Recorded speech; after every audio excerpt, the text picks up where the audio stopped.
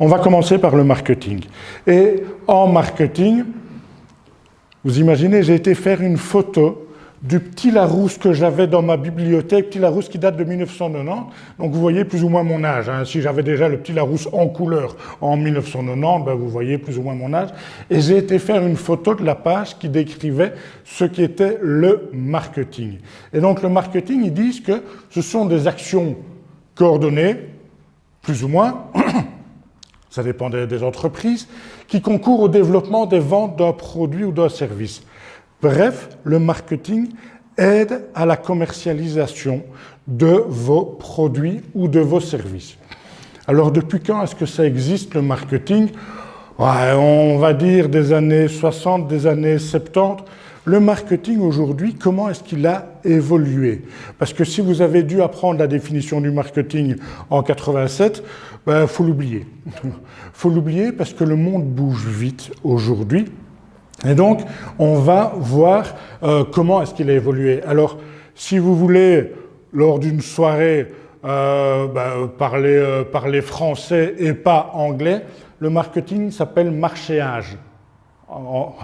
Ça le fait moins tout de suite. Hein. Je vois votre tête, bof. C'est moins sexy quand même. Hein. On va faire du marchéage ce soir, donc c'est beaucoup moins sexy. Alors, moi, j'entends souvent dans ma carrière, ça, c'est encore du marketing. Oui, mais du marketing, c'est de la manipulation. Le marketing, c'est manipuler les gens. Et je l'entends encore aujourd'hui, en 2024, je l'entends encore très souvent. Et une enquête qui a été faite par l'APAC-W l'année passée, donc en 2023, montre que, par exemple, pour 23% des gens, le bio n'est que du marketing. Et j'entends souvent ça, n'est que du marketing. Et donc, ce soir, ce qu'on va faire, c'est on va définir comment est-ce qu'on va pouvoir convaincre notre public, comment est-ce qu'on va pouvoir améliorer la perception de nos produits, de nos services. Parce que les 4 P du marketing que vous avez appris peut-être, ben, ils n'existent plus. Alors, les 4 P, c'est quoi? C'est dites-le à ma place. Il est marqué là et pris. Donc, les 4 P du marketing qui ont été définis par Kotler dans les années 70, 80, c'est le produit. Donc, le marketing s'occupe du produit. Le marketing s'occupe de la place du produit, c'est-à-dire comment est-ce qu'on va vendre le produit. Le marketing s'occupe de la promotion du produit, comment est-ce qu'on va promouvoir, comment est-ce qu'on va faire la publicité du produit. Et le marketing va s'occuper du prix du produit. Si vous réfléchissez, en 2024, qu'est-ce qui manque dans cette définition du marketing ?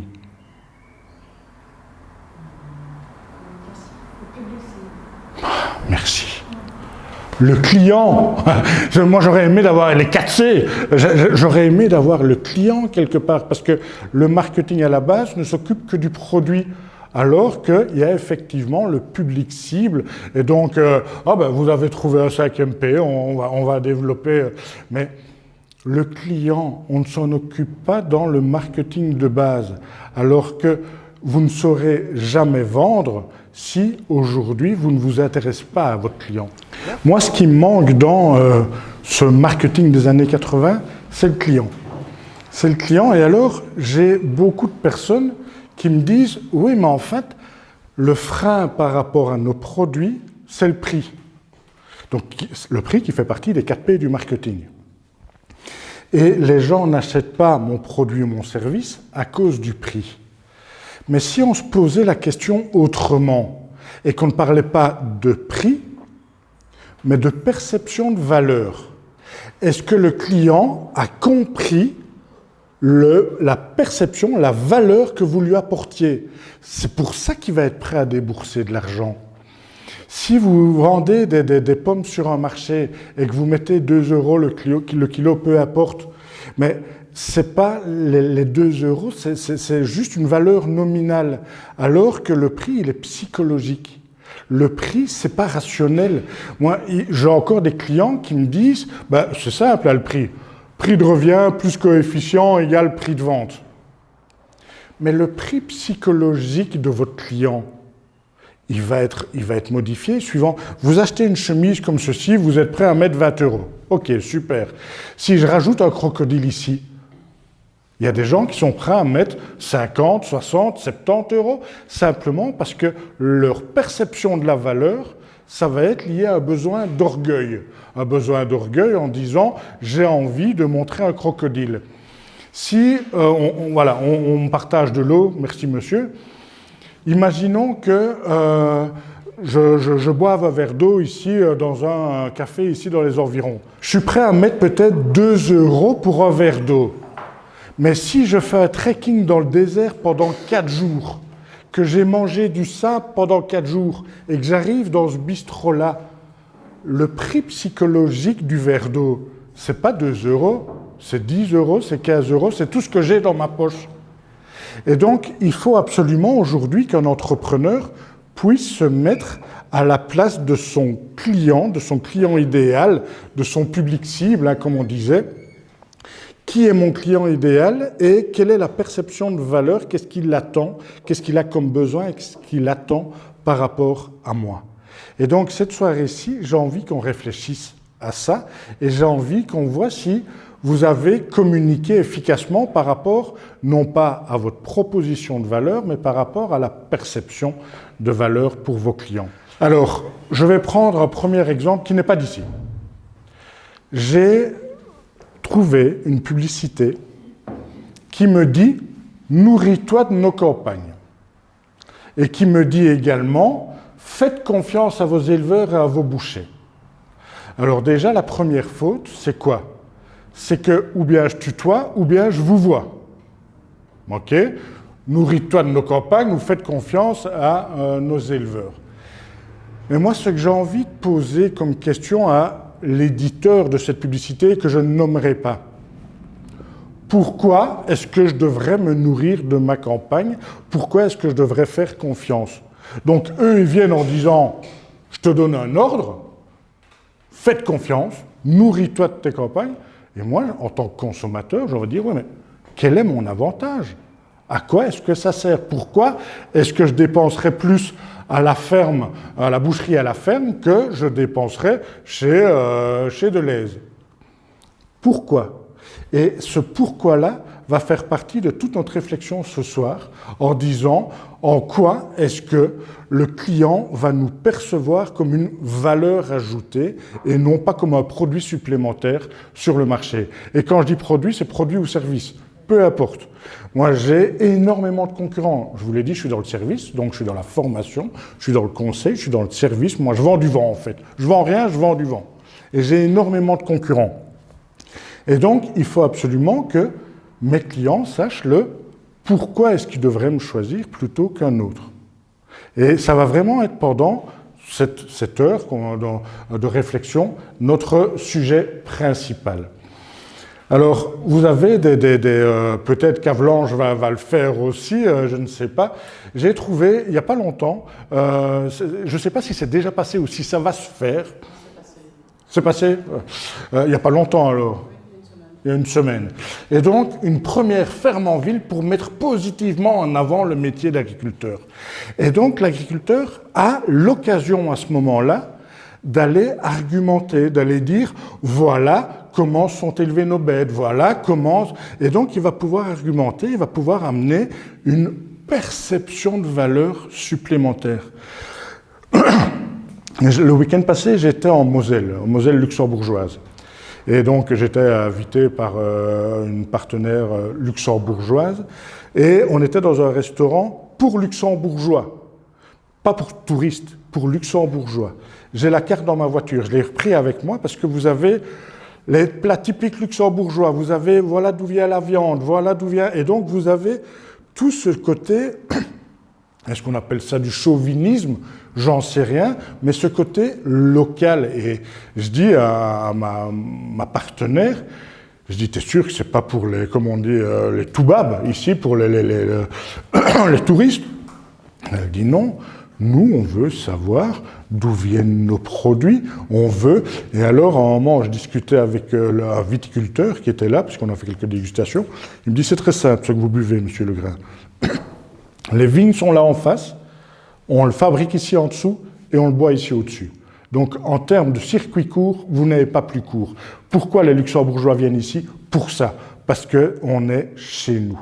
Et donc, cette fierté d'appartenance, malheureusement, on ne l'a pas en Wallonie.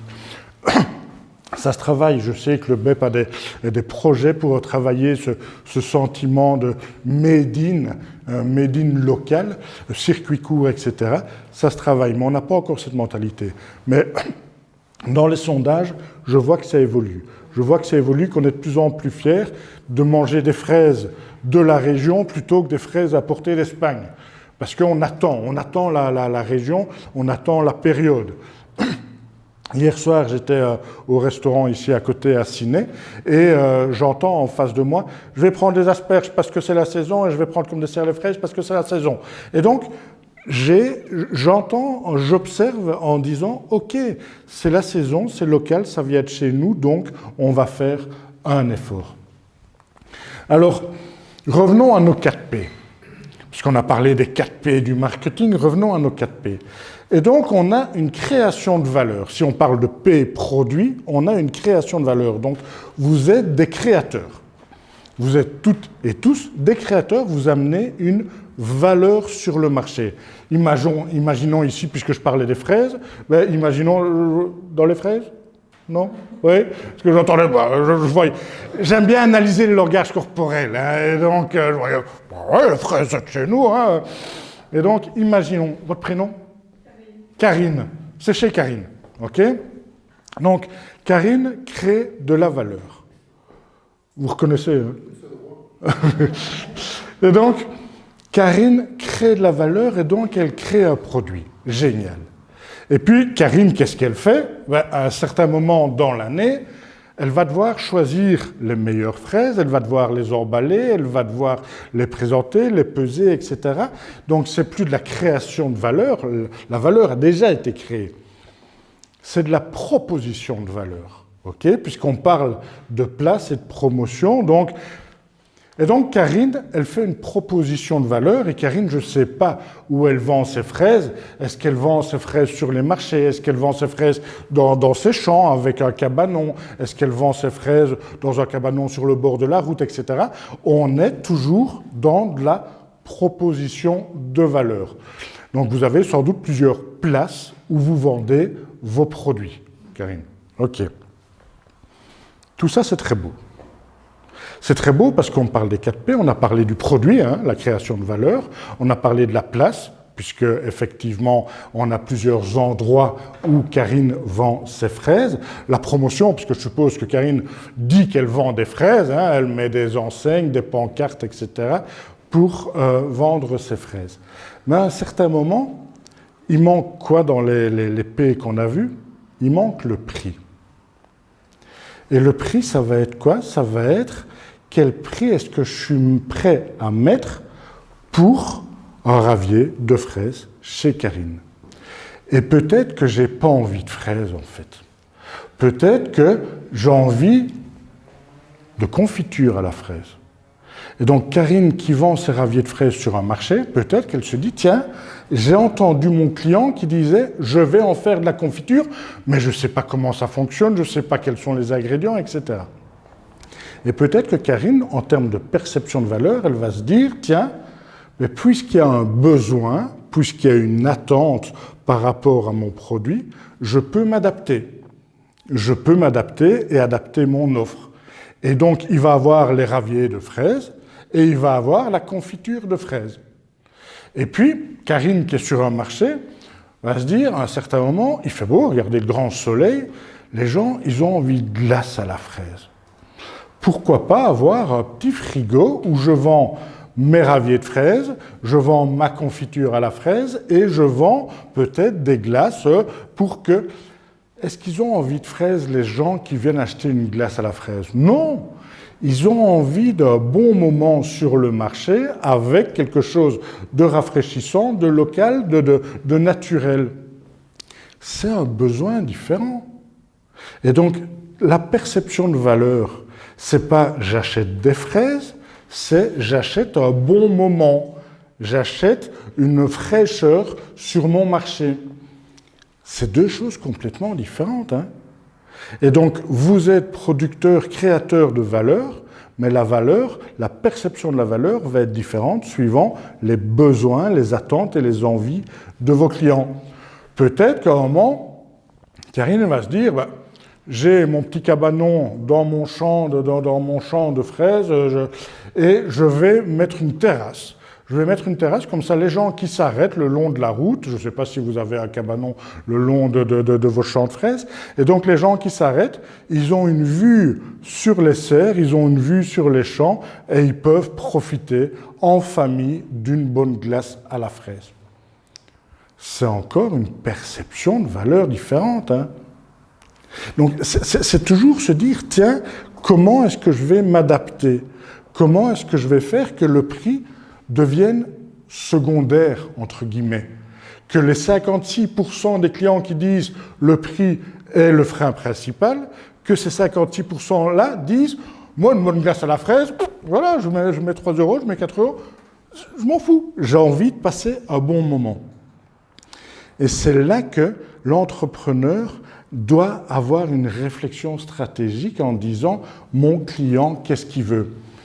Et peut-être qu'à un moment, Karine, elle va se dire « tiens, mon client, il est à Coxyde, et donc je vais aller vendre ma glace. » Et la Karine va dire « ça va pas à la tête, non?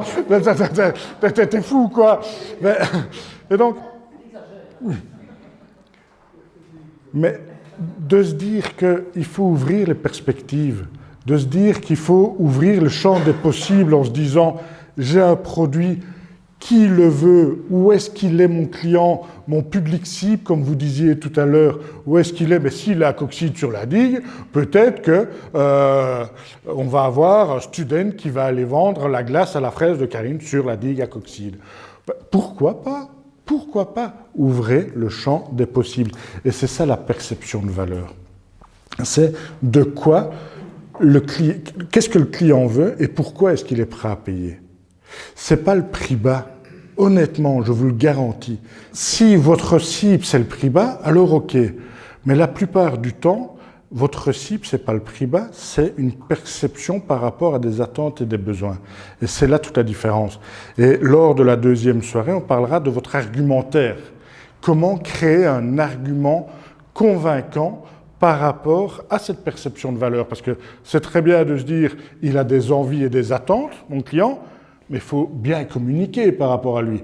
Parce que si on ne communique pas, vous ne vendrez rien, ça je vous le garantis. Bon, Karine, on ne va pas à Coxyde alors? Non? Ok, ça va, c'est réglé. Bon, j'ai quand même envie de vous donner, avant de passer à la deuxième partie, c'est-à-dire de voir un petit peu ce qui se fait, quoi de neuf à Havelange, j'ai envie de vous donner un truc par rapport à votre réflexion.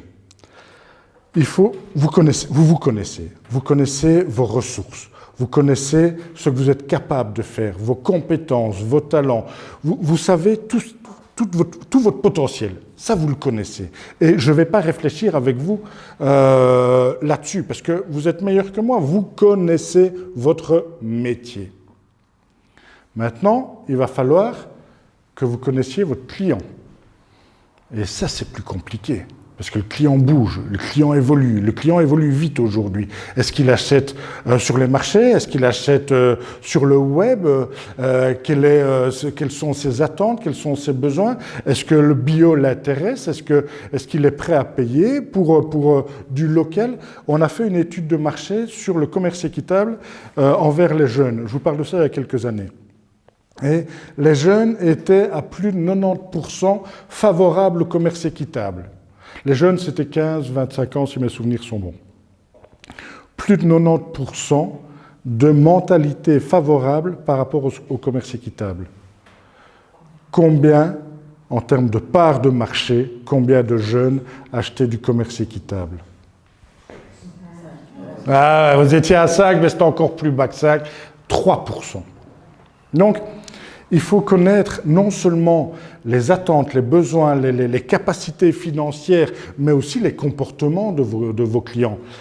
Un autre exemple qui n'a rien à voir avec vos métiers, je pense pas que j'ai vu des agents de voyage dans les personnes présentes, et on a fait une grosse analyse sur le tourisme par rapport aux comportements, aux attentes, etc. Et les agents de voyage me disaient, les vieux, bref, les seniors, hein, on va le dire correctement, les vieux, ils achètent uniquement en agence de voyage. Moi, je veux vérifier.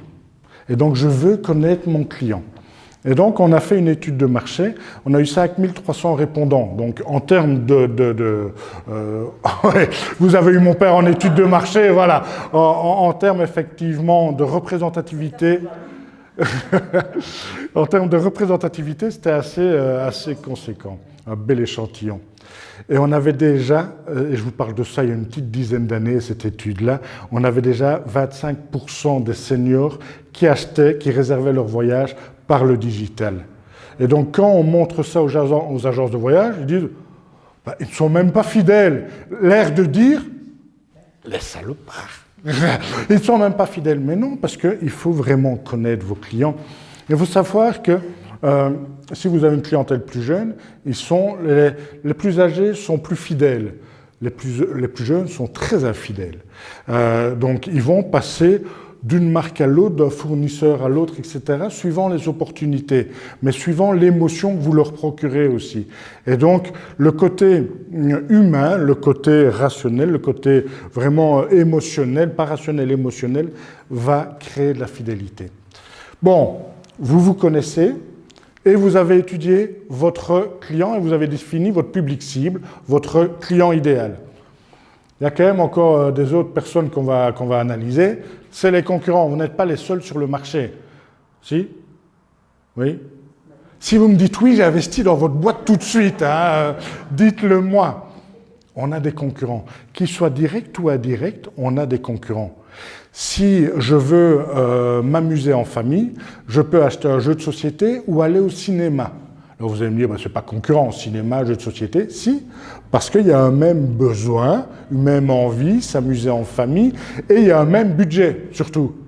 Le budget, je sais pas chez vous, mais chez moi, le budget, 100 €, c'est 100 €, et donc je les dépense à droite ou à gauche. Et donc, il y a les concurrents. Et donc, je vais me connaître, je vais connaître qui est mon client idéal, ses attentes, ses envies, etc. Alors, il y a parfois des marketeurs qui parlent du client idéal en termes sociologiques, c'est-à-dire l'âge, le genre, etc., etc.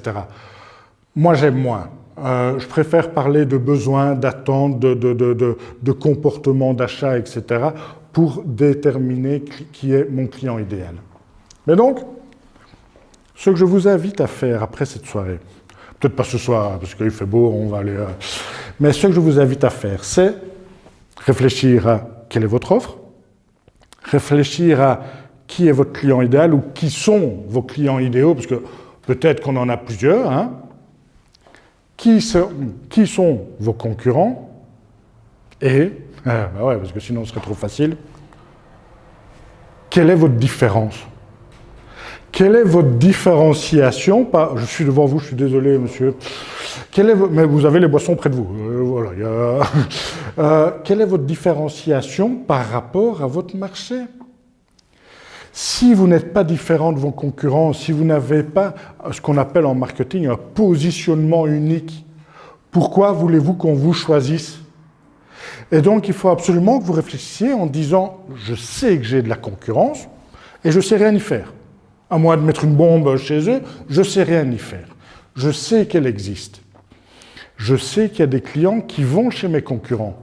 Mais pourquoi est-ce que mon public cible viendrait acheter mes fraises?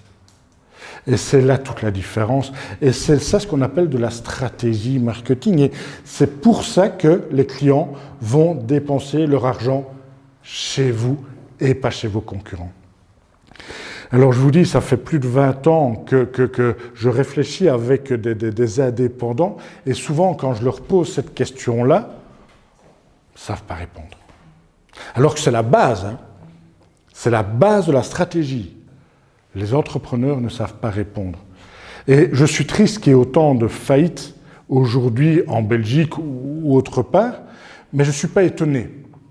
Je ne suis pas étonné parce que l'entrepreneur, il travaille. Il travaille sur quoi? Sur sa création de valeur. Il travaille sur quoi? Sur sa proposition de valeur. Mais il ne travaille pas sur sa perception de valeur. Et c'est là que ça fait toute la différence. Il faut absolument que ce soir, demain, après-demain, vous réfléchissiez juste à ces 3 cercles et à ce cœur. Prenez-le en photo si vous voulez vous en souvenir. Corinne vous a dit que vous alliez recevoir les slides, donc retournez dans les slides. Et si vous voulez revoir ma tête, parce qu'il n'y a rien à la TV, vous recevrez le lien vers la vidéo. J'enlèverai toutes mes blagues un peu ridicules de la vidéo, si vous voulez bien, mes blagues de beauf, et j'enlèverai aussi votre prénom. Oh non, je m'en fous. Oh bah alors ça va, je le laisserai. Donc, ça c'est vraiment ce que j'ai envie que vous reteniez d'aujourd'hui, c'est quel est le coup de cœur du client pour vous en fait. Donc, c'est la perception de valeur, c'est pourquoi il est prêt à payer chez vous et pas chez votre voisin. Que ce soit du matériel, que ce soit du mobilier, que ce soit des produits, que ce soit des services, que peu importe. Pourquoi il est prêt à dépenser chez vous. La concurrence ne m'embête pas. La concurrence, c'est juste le fait de réfléchir à comment est-ce que je vais me différencier de cette concurrence. Alors si elle m'embête un peu quand même, hein, soyons honnêtes, mais comment est-ce que je vais me différencier? Et j'ai je ne vais pas le citer, c'est un artisan wallon, et il avait 95% de part de marché, maintenant je ne sais plus où il en est. 95% de part de marché par rapport à ses produits. Et je dis, pourquoi est-ce que tu bouffes pas les 5% restants, enfin 95%. Moi, je veux bien avoir ce confort, 95% de part de marché. Il me dit, parce que ça m'oblige à être créatif, à bouger en permanence. Et donc, ça l'oblige effectivement à trouver des nouveautés en permanence. Il est bousculé par ces 5 petits pourcents qui ne l'embêtent pas trop, hein, financièrement, ça ne l'embête pas trop, mais s'il s'endort sur ses lauriers, ça va commencer à l'embêter. Et donc, cet artisan, et je vous citerai la marque, vous la connaissez toutes. Et donc, c'est un artisan, ça reste un artisan, c'est une production wallonne, mais qui a vraiment mangé le marché, mais qui veut garder des concurrents pour booster la créativité de ses équipes, etc., etc.